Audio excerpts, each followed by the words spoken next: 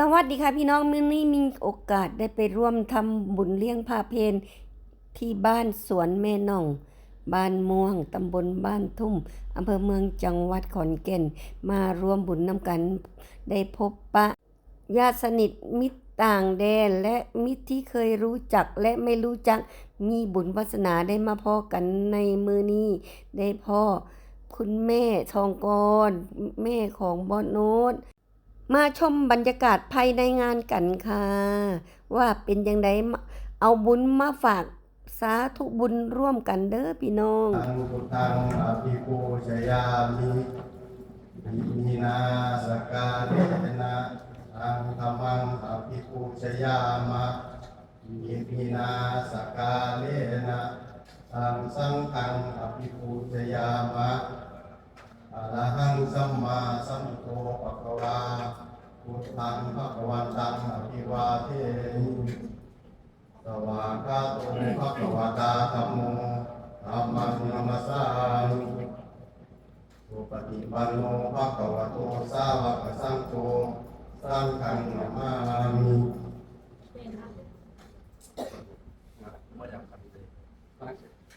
ยังพันเตอิสุงรัตนาทายะอิมานิเดนะระหะปัญจศีลานิยาจามะอิยามปีพยังพันเตวิสุงรัตนาทายะอิมานิเดนะสหะปัญจศีลานิยาจามะอิยามปีพยังพันเตวิสุงรัตนาทายะอิสรเนนะสหะปัญจศีลานิยาจามะตาติยัมปิมยังพันเตวิสุงรัตนาทายะอิสรเนนะสหะปัญจศีลานิยาจามะตั้งใจสมาธิสมาธิพร้อมกันนะโมตัสสะภะคะวะโตอะระหะโตสัมมาสัมพุทธัสสะนะโมตัสสะภะคะวะโตอะระหะโตสัมมาสัมพุทธัสสะนะโมตัสสะภะคะวะโตอะระหะโตสัมมาสัมพุทธัสสะนะโมตัสสะภะคะวะโตอะระหะโตสัมมาสัมพุทธัสสะนะโมตัสสะภะคะวะโตอะระหะโตสัมมาสัมพุทธัสสะนะโมตัสสะภะคะวะโตอะระหะโตสัมมาสัมพุทธัสสะธัมสรณังคัจฉามิ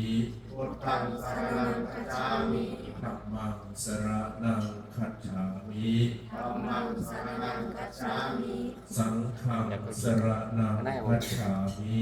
สังฆังสรณังคัจฉามิ ทุติยัมปีพุทธังสรณังคัจฉามิ ทุติยัมปิพุทธังสรณังคัจฉามิ ทุติยัมปีธัมมังสรณังคัจฉามิ ทุติยัมปิธัมมังสรณังคัจฉามิ ทุติยัมปีสังฆังสรณังคัจฉามิ ทุติยัมปิสังฆังสรณังคัจฉามิ ต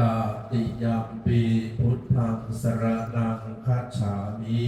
ตติยัมปิพุทธังสรณังคัจฉามิ ตติยัมปีธัมมังสรณังคัจฉามิ ตติยัมปิธัมมังสรณังคัจฉามิ ตติยัมปีสังฆังสรณังคัจฉามิ ตติยัมปิสังฆังสรณังคัจฉามิ ติสรณะขมนังนิธิตา อานาปนิเต ปานาติปาตาเวระมณีสิกขาปะทังสมาธิยามิ ปานาติปาตาเวรมณีสิกขาปะทังสมาธิยามิ อะทินนาทานาเวระมณีสิกขาปะทังสมาธิยามิ อะทินนาทานาเวรมณีสิกขาปะทังสมาธิยามิ กาเมสุมิชฌาจาราเวระมณีสิกขาปะทังสมาธิยามิ กาเมสุมิชฌาจาราเวรมณีสิกขาปะทังสมาธิยามิ มุ สาวาทาเวระมณีสิกขาปะทังสมาธิยามิ มุสาวาทาเวรมณีสิกขาปะทังสมาธิยามิ สุราเมรยะมัชฌปมาทัฏฐานาเวระมณีสิกขาปะทังสมาธิยามิ สุราเมรยมัชฌัปปมาทฐานาเวรมณีสิกขาปะทังสมาธิยามิ อิมานิปัญจสิกขาปทานิสีเลนะสุขติยันติสีเลนะโภคสัมปทาสีเลนะนิพุติยันติตัสมาสีรังวิโสทะเยกล่าวคำปริยัติวิปัสติว่าตามวิปัสติวิปัสติปฏิภาหายะ ปฏิภาหายะ สัพพสัม สัมปสัม วัตถิสิทธิยา ปสิทธิยา สัพพะทุกขะ สัพพะทะ วินาสายะ วินาศยะ ปริตังปลูธมังครัง ปริตังปุรธรรมังกลัง วิปัตติ วิปัสสิ ปฏิภาหายะ ปะยะ สัพพสัม สัพพสัม อัตถิสิทธิยา ปฏิสิทธิยา สัพพทยา สัพพทยา วินาสายะ วินาศยะ ปริตัง ปริตัง ปลูธมังครัง ธรรมังกลัง วิปัตติ วิปัสสิ ปฏิภาหายะ ปฏิภาหายะ สัพพสัม สัพพสัม อัตถิสิทธิยา ปสิทธิยา สัพพะโรคา สัพพะโลกา วินัสสายะ วินัสสายะ ริตัง ปริตัง ปลูทมังคะรัง ธรรมังกลัง ปริตวานเมตังสเมตาปะทันตาอาวิกิตติตาปริตังปนันตุสัพเพ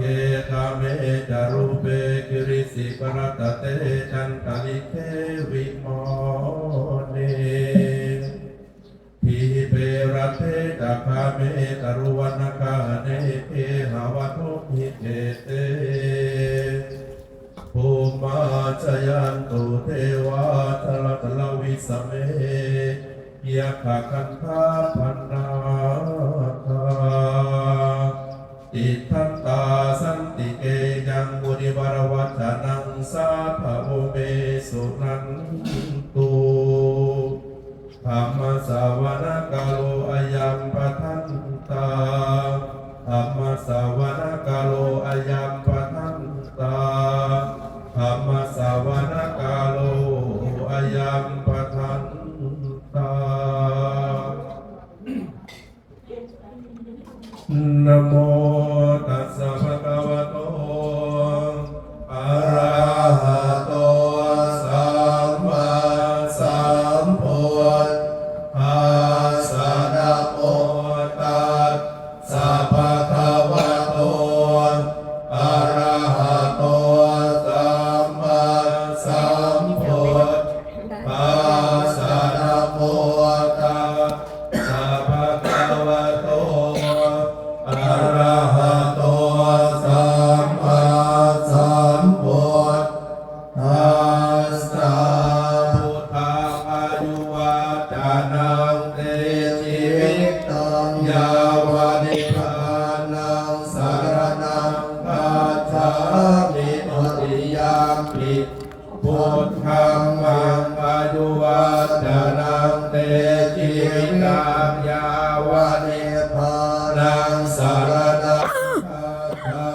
มิตติยามปิทังกังอายุวัจนังเตชีวิตังยาวนิพพานังสรณังคัจฉามิโยจากโกมาโมหะมาลาภะคะโตสัพพะวะโมโตสุขโตวิโมโตมาราสัพพะสั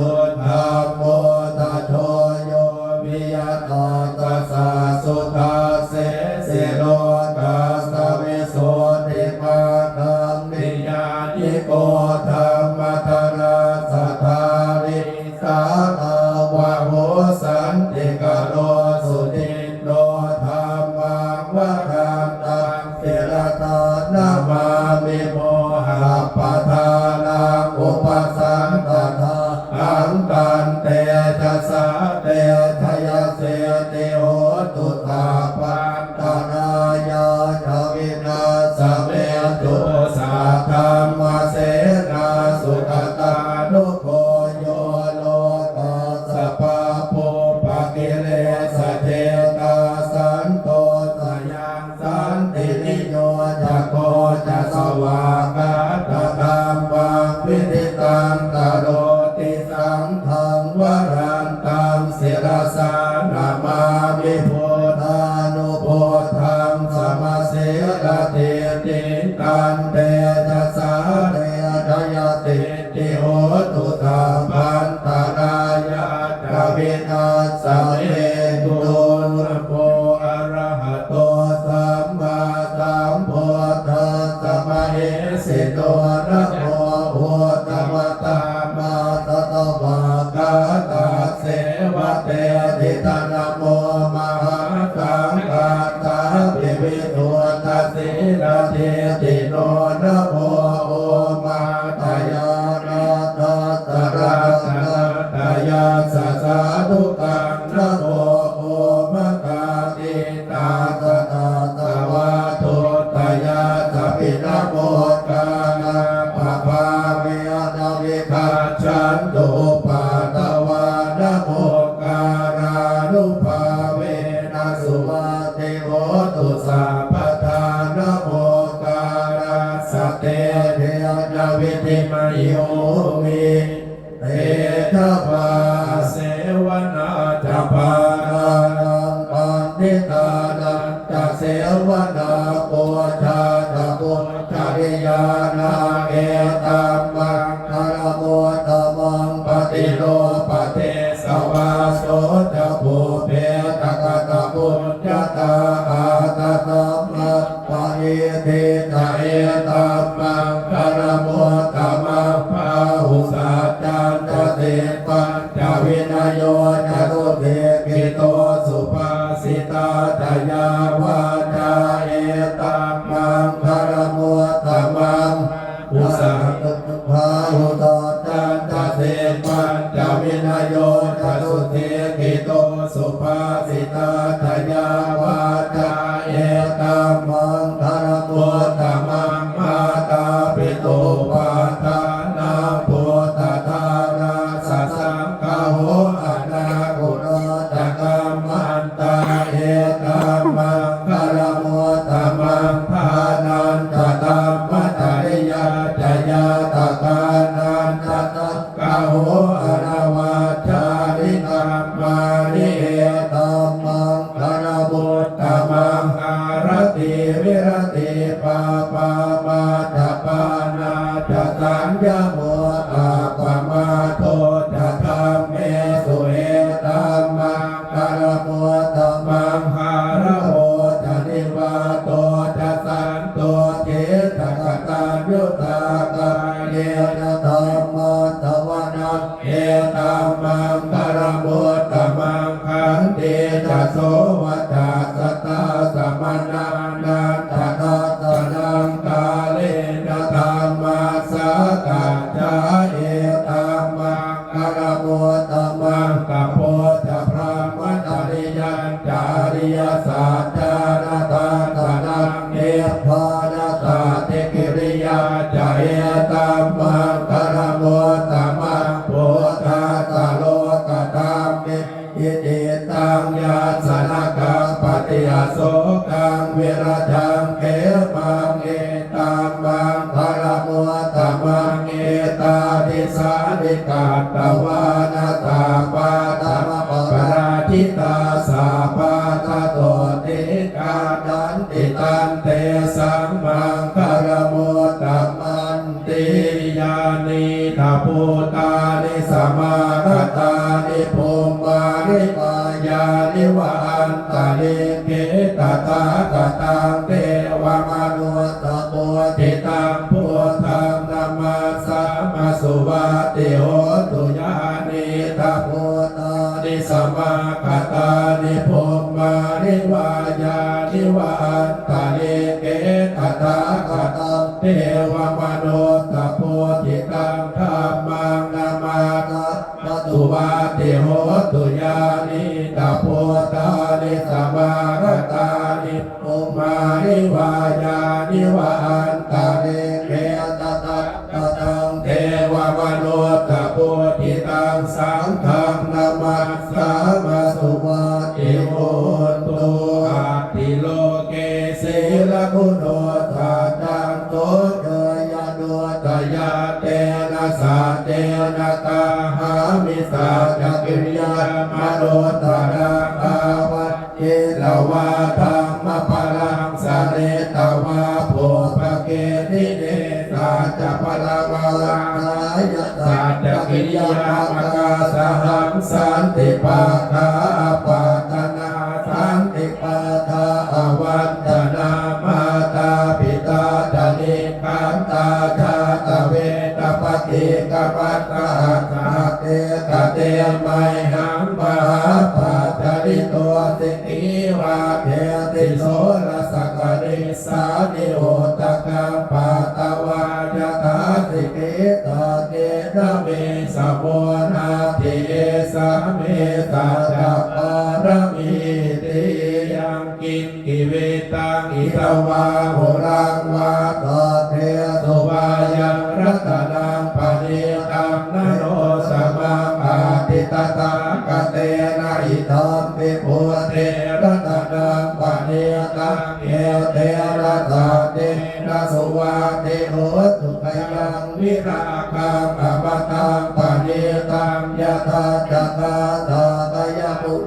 สมาหิโตนะเตนะธรรมเมนะสมาธิเกณฑ์ติธรรมปิธรรมเมรัตนังปณิตังเอเตนะสาเตนะสุวาเตโหตุยาภูตเตโตปฏิวัญญาเยสุจิงสมาธิมานันตริกันยมาหุสมาธินาเนนะสมโมนะเวทติตาปิธรรมเมรัตนังปณิตังเอเตนะสาเตนะสุวาเตโหตุเยโภคลาตตตังปัสสัตตาจัตตาริเอตานิโยกานิโหติเตตังอิเตยาตุกตาตตาวกาเอเตสุเตนานิมหาภลาดิตาปิสังเกรัตนังปณิตังเอเตนะสาเตนะสุวาเตโห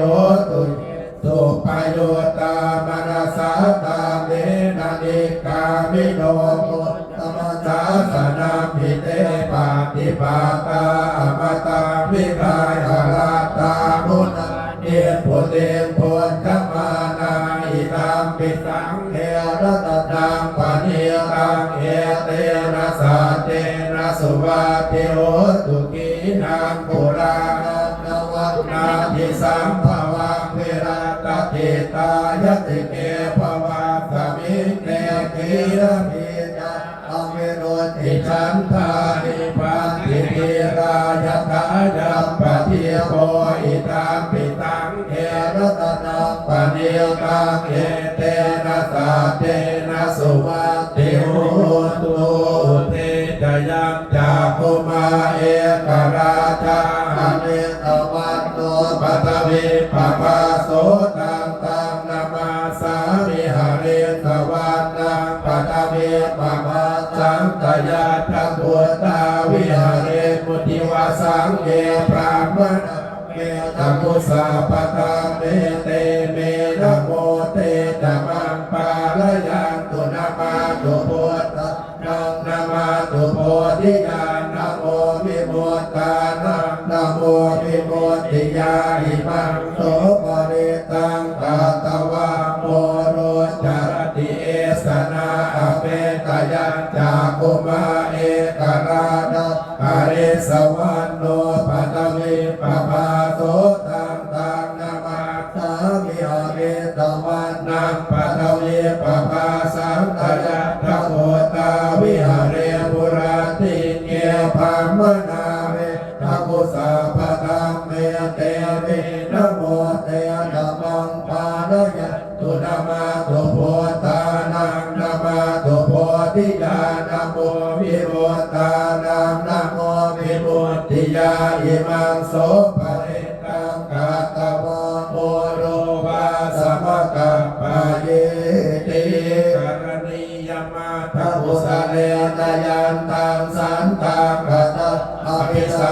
จะสาโกอุชุจะสุโหโชจะสุวัจโจจะสะโมทุอนาติมานิสันโตสะโกจะสุปโรจะอัปปะเกโจจะสันโลกโวติสันติจะนิโยจะนิปะโกจะอัปปะกาโพกุเนสุอนันุเกโตนะจักุตังสปาตะเลกิตติเยนะมินโยปะเมวัตโยงสุขิโนวาเทมิโนตุสาเพตาตาภวันตุสุขิตาตาเยเกติปานะโพตาติตาสาวาคาวะวาอนาวาเสสาติกาวาเยมหันตาวะมัชฌิมาราสกาอนุกโตนาเทตาวาเยตาเทตาเยตตุเรวสันติอวิทุเรภูตาวาสัมปเวเทวาสัพเพสัตตาภวันตุสุขิตาตานะปะโรปะรังนิโกเมตนาติมันเยตกาตะกินังกินติปยาโรสนาปฏิกาสัญญาณานยมานยกตุกมิเฉยมาตายตานิยังโพตังอายุตาเอกโพตมนุราเกเอวังปิสาปโพเตสุมาณตัมภาวะเยอปริมาณังเวตันตัสสะปโรกาสมิงมานะสัมภาวะเยอปริมาณังโพธังอ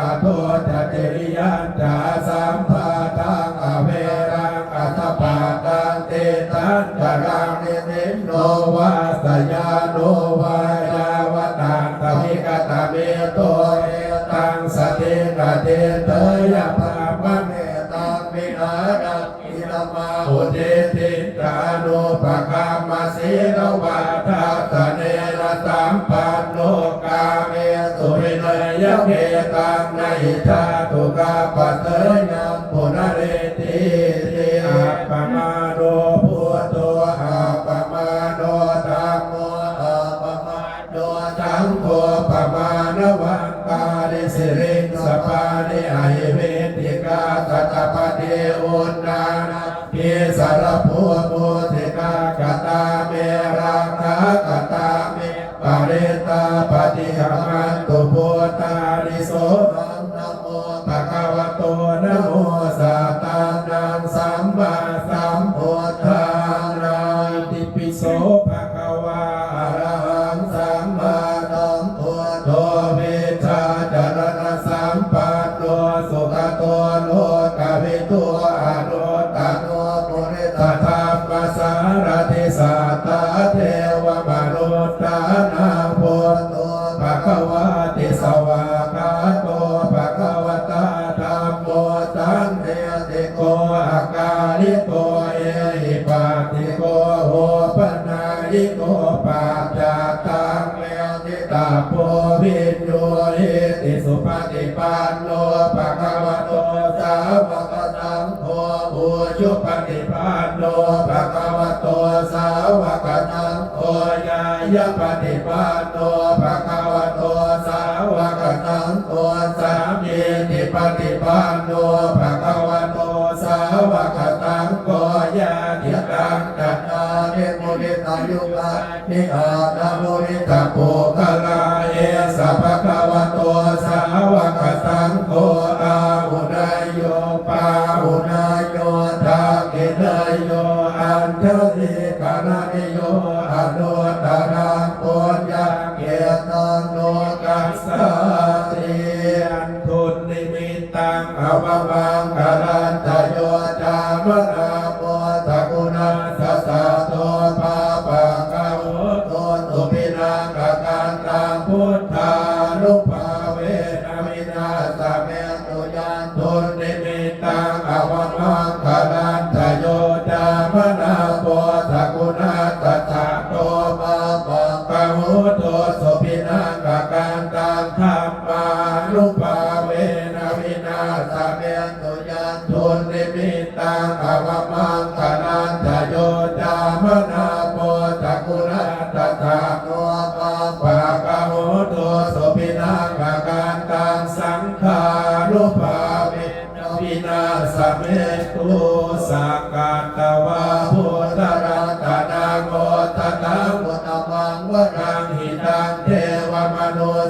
นาโพตเตเทนะโตทินานานันตุปัตตวาสาเปทุกขาโวปัสสเมตุเตสากาตวาธรรมรัตนาโมตนะอุตตมังวรังปะอิลาโวปัสสมนังธรรมเต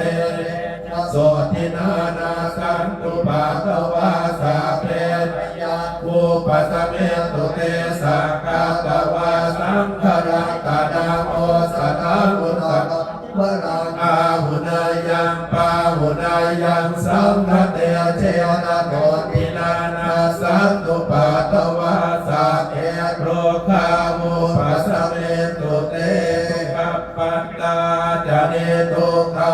พยาปัตตาจะเนพยาโสกปัตตาจะเนโสกาโหตุตาเกปิปานิโนเอตาวตาจามเมหิสัมปตังโพธิสัมปตังสัพ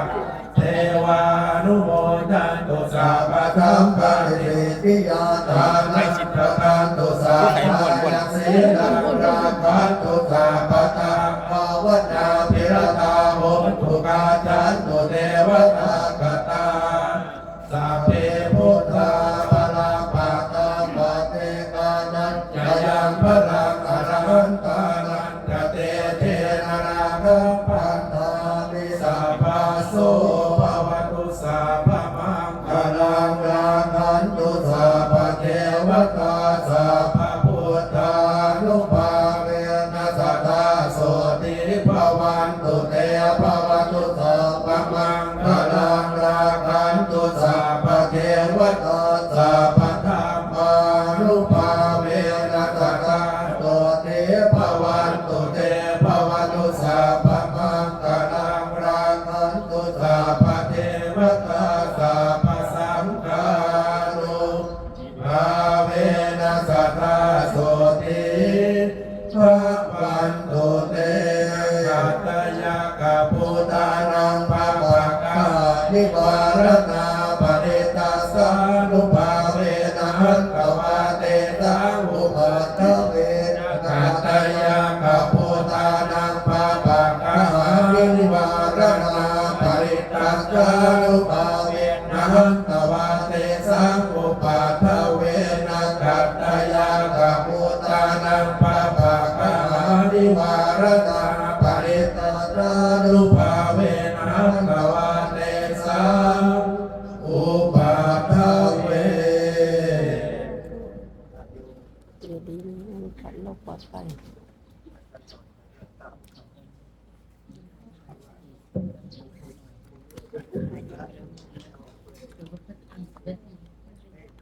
นี่นี่นะ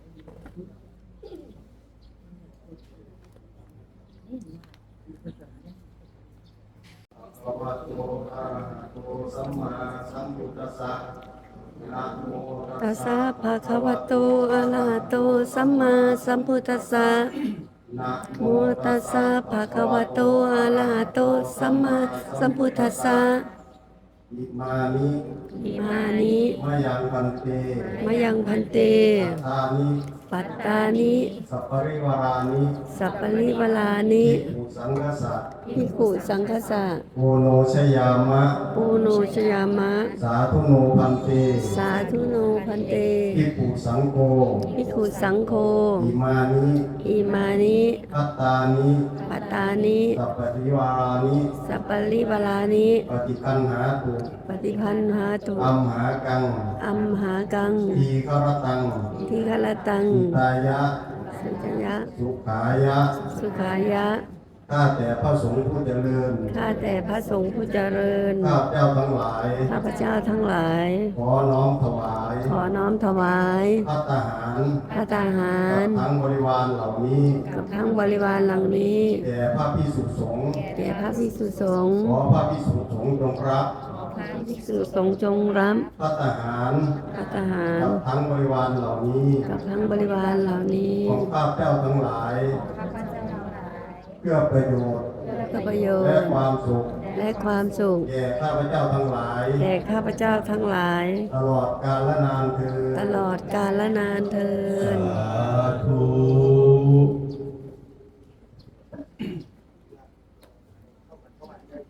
เอาของมาถวาย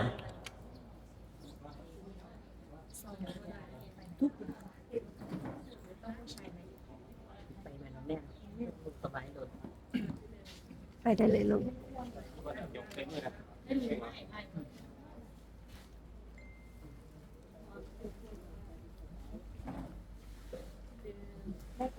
มอบเลย อันแม่หน่องทำมอบเลยค่ะ สบายมั้งเจ็บครับคุณยายสบายมีพร้อมมีกันไกค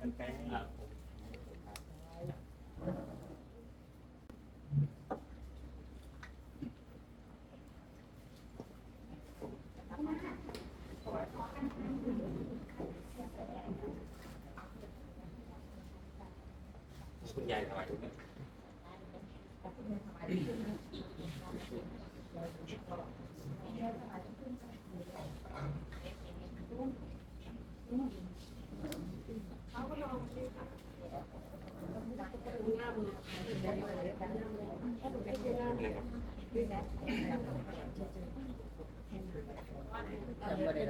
จำอะไรนี่ยังจำอะไรต้องจำชื่ออะไรที่นี่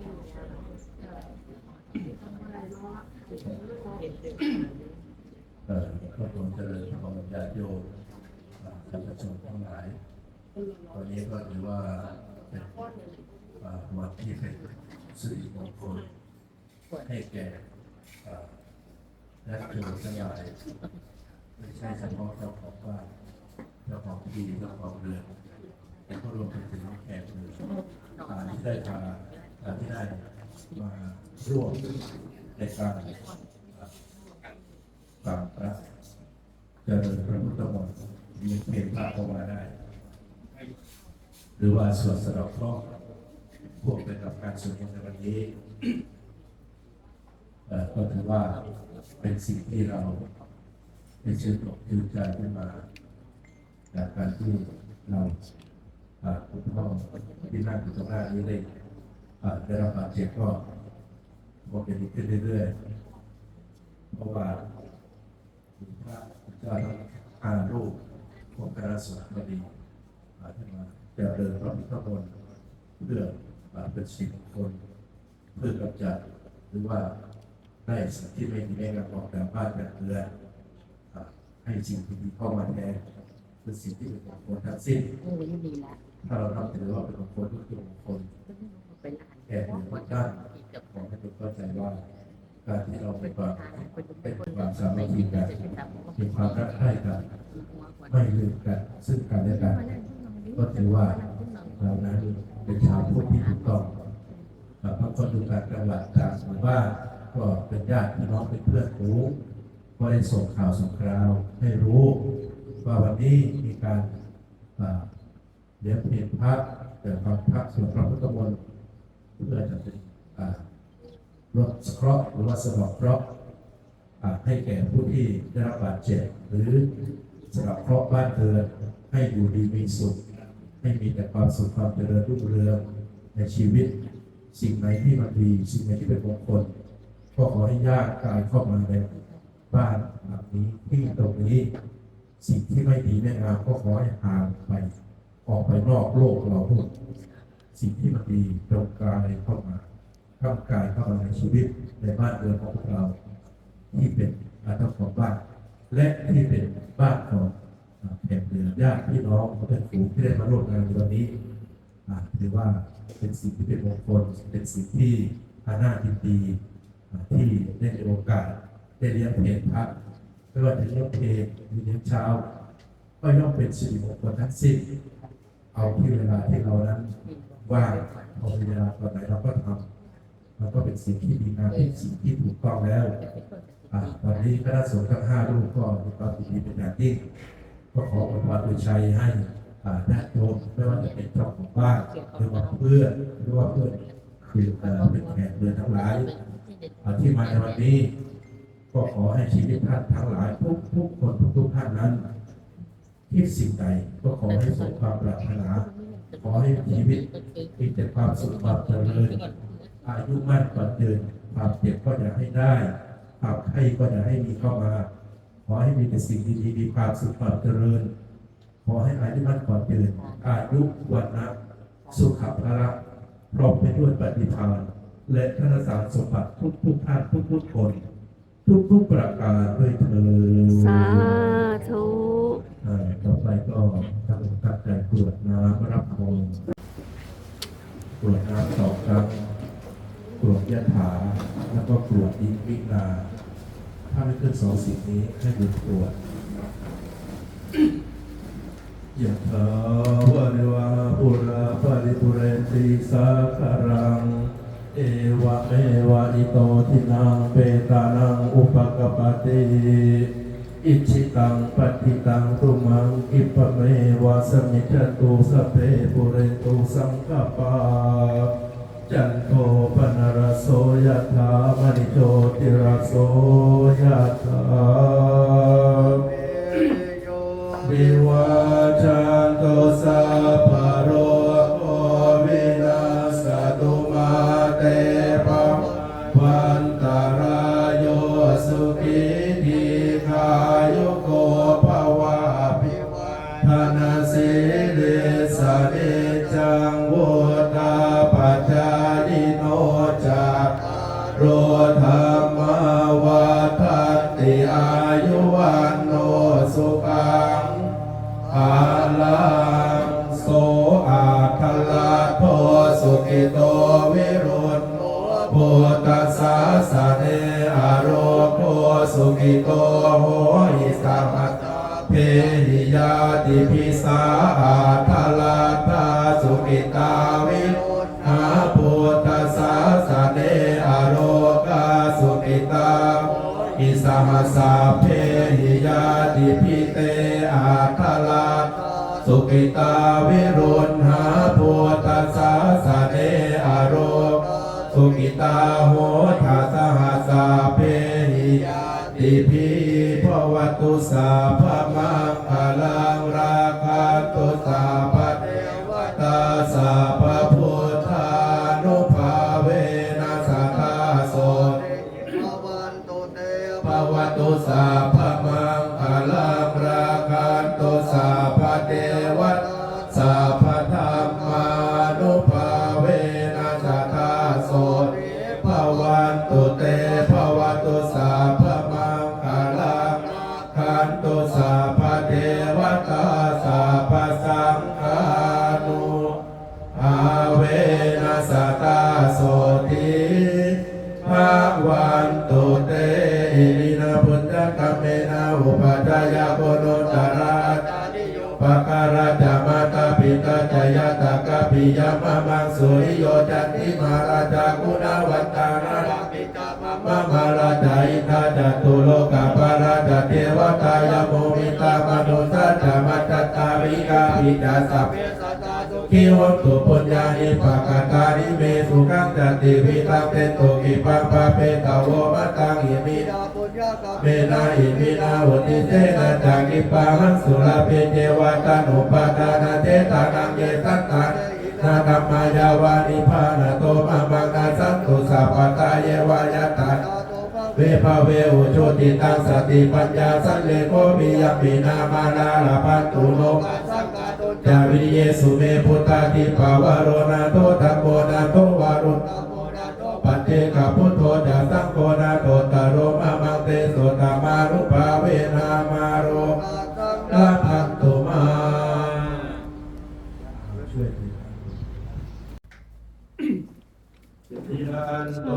โพธิยามุเลสักยานังนันติวัตโนเอวังวิทโยโมหิทยาสุทยมังกะเรอปราจิตปัลลังสีเสปัตวิโกกะเรอภิเสเกสาภพุทธานังข้าปะโตภะโมทันติสุนาคตังสุมังคลังตังสุโหติตังสุขโนสุโมโตจัตุเยตังพระมัตอิสุปทากินังกายกรรมังวาจากรรมังปทากินังปทากินังมโนกรรมังป ปัทากินาปัทากินานิกาตวานาลาตเถปัทากิเนสุนังกัตตังสุมังคลังสุปาปาตังสุติตังสุขโนสุโมโตจัตุเยตังพระมัญญานิสุปัทากินังกายกรรมังวาจากรรมังปัทากินังปัทกินังมโนกรรมังปณิทิเตปัทากินานิกาตวานาลพันตเตปัทากิเน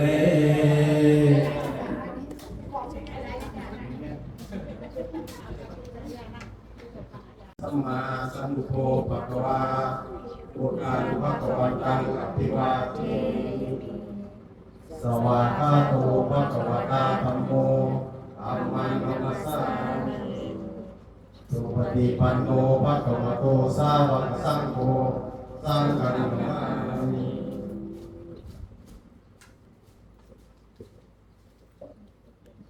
เอาไว้